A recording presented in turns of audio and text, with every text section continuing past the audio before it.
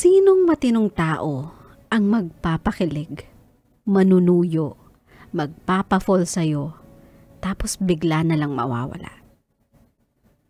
It's not like nakilala ko lang siya online. He's my schoolmate. Madalas kaming tinutokso ng mga kabatch namin because we share the same surname. Nang sumali ako sa pep squad, kasama din siya. So naging close talaga kami. Lagi kaming magkasabay papasok, pauwi. Sa totoo lang, nag-holding hands na nga kami kapag naglalakad. Though never kaming nag-kiss, hanggang cheeks lang. We.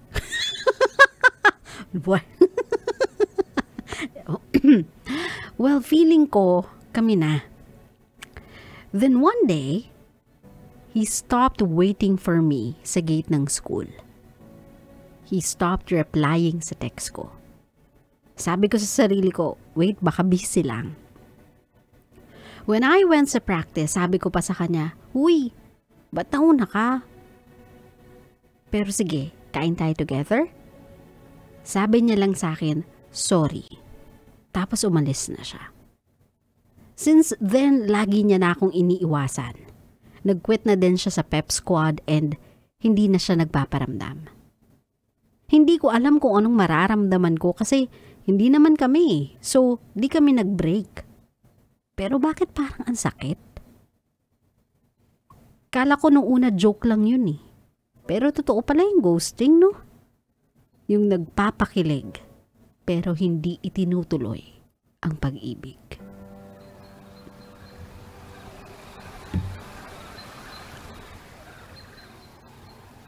Kaya nga lagi ko sinasabi sa mga kabisyo natin, my love, always put a label to whatever relationship you are in right now, especially in romantic relationship.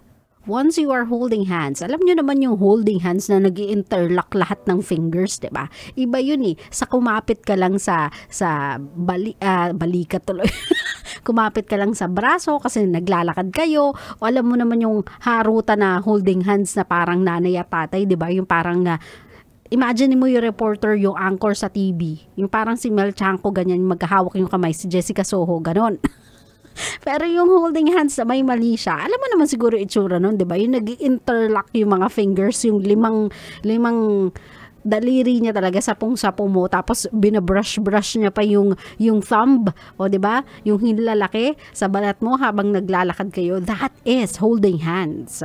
And kapag dating sa romance, it is an indicator of affection. So, it's not really that hard to misunderstand that kind of gesture kasi that's usually being done to someone you are romantically involved with.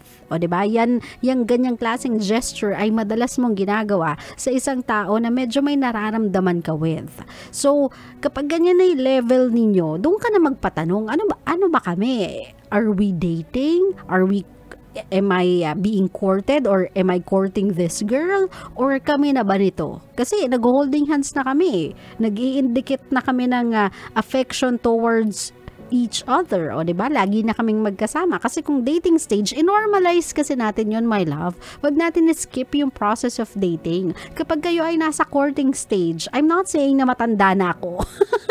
Kaya ganito yung standard ko. Pero dapat kasi talaga ganito yung process of getting to know each other or yung tinatawag nilang courting stage, panliligaw sa isang two people sa two people na may nararamdamang kakaiba sa isa't isa. Diba? Dapat dumaan kayo sa proseso. Kapag courting stage pa lang, wala munang holding hands, wala munang kiss, wala munang yakap-yakap. Wag na muna yung mga ganyan. Okay lang yung minsan dadantay kayong ganun, yung mga pabebeng galawan.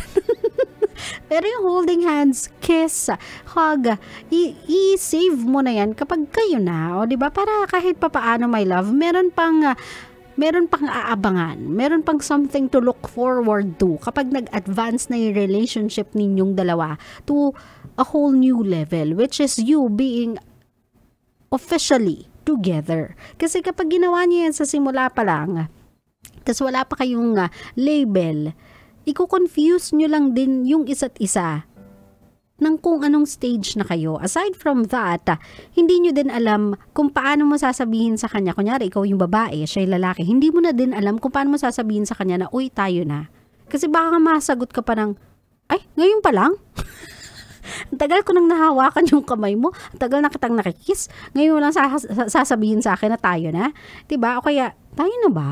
Ay, tayo na ata. Ginagawa na natin to, tayo na ata. 'Di ba? Parang tinatanggal niya kasi yung element of romance to our relationship if it doesn't happen within a process. If it's not happening within organized steps within a process like that of courting. Naintindihan mo ko, my love, i-normalize natin yung old ways of courting. I-normalize natin yung proseso ng tamang panunuyo at tamang panliligaw para walang mga ganitong klaseng moments na hindi mo alam kung nasa ang stage na kayo ng relationship. Kaya yung isang tao can just bail out whenever they want to without any explanation. Kasi parang para sa kanila, I never even told you na I am courting you. Hindi ko naman sinabi sa'yo na naliligaw ako. Hindi ko rin naman sa'yo sinabi na interesado ako to take this relationship of ours to a whole new level. We just assumed na itong nararamdaman nating attraction is indeed love. That's why siguro kinikilig ka. Do you want to hear something like that from a person? Syempre hindi, di ba? I'm not saying na sa lagay na to, anong pangalan to? Bianca. Hindi ko pala alam yung pangalan niya. Hindi ko sinasabi na sa lagay na to, Bianca, ikaw pa yung may kasalanan. All I'm saying is, this should be a warning to all the ladies out there na hindi po kasamaan, hindi kalabisan, at hindi din na kafilingan na magtanong sa isang tao if they are courting you when they are showing interest with you, tapos may nararamdaman kang mali siya sa interest niyang yon, o kaya nararamdaman mo na yung kinikilos niya may meaning, yung kinikilos niya parang ibang level na from the friendship, hindi naman masama kung magtatanong ka kasi gusto mo lang iposisyon yung sarili mo ng tama. So things like this won't ever happen to you again. So Bianca, kung ngayon nararamdaman mo more than inis, more than galit, ay sadness because of the things that could have been, because of the relationship na in-expect mo that would come your way, perfectly understandable. Nangyari na sa akin to before eh. That's the reason why I'm sharing it with you. Nakipag-holding hands ako, ganyan, o diba, akbay-akbay, hawak sa bewang, malaman-laman ko, wala naman pala siyang plano, umalis lang siya bigla. Ayun, si ate nga. Asumera kang kayo na, hindi pa pala. O diba? Kaya sa mga girls natin, let's protect ourselves. O diba? We don't have any defense pagdating sa ganyan. Kasi kahit papano naman dito sa Pilipinas, even though we are mature na pagdating sa pag-iisip ng courting or pagdating sa pagiging expressive sa nararamdaman natin, of course, we still want to be courted. Diba? Gusto pa rin natin yung feeling ng nililigawan tayo. Gusto pa rin natin yung feeling na formally ina-ask tayo if pwede silang manligaw, if pwedeng pumorma. Kasi it makes things official and it makes you feel like this person really respects you enough to ask for your permission. So, sa mga kabisyo natin, if you do feel like na itong lalaking to, itong taong to ay medyo nagpaparamdam sa'yo ng ibang klase, hindi naman po kalabisan, lalong-lalo na sa mga kababaihan, na magtanong. Yung truth, yung honest questioning, that will be our only defense against relationship without label. Yung tapang lang, yung bravery magtanong, yun na lang yung defense na meron tayo against sa mga relationship na walang label pero may benefits. So Bianca, I hope you have learned from this experience of yours, though I wouldn't wish this one to anyone kasi I know how much it hurts. Pero let this be a lesson. Next time, kapag may nagparamdam sa'yo ng kakaibang galawan,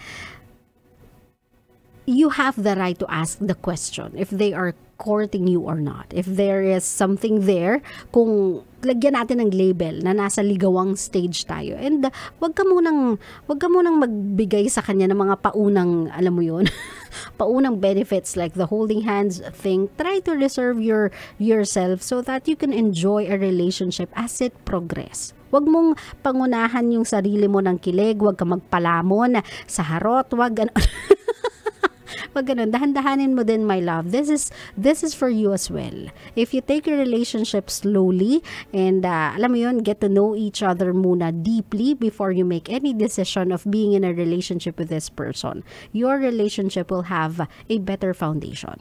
Claro? Claro.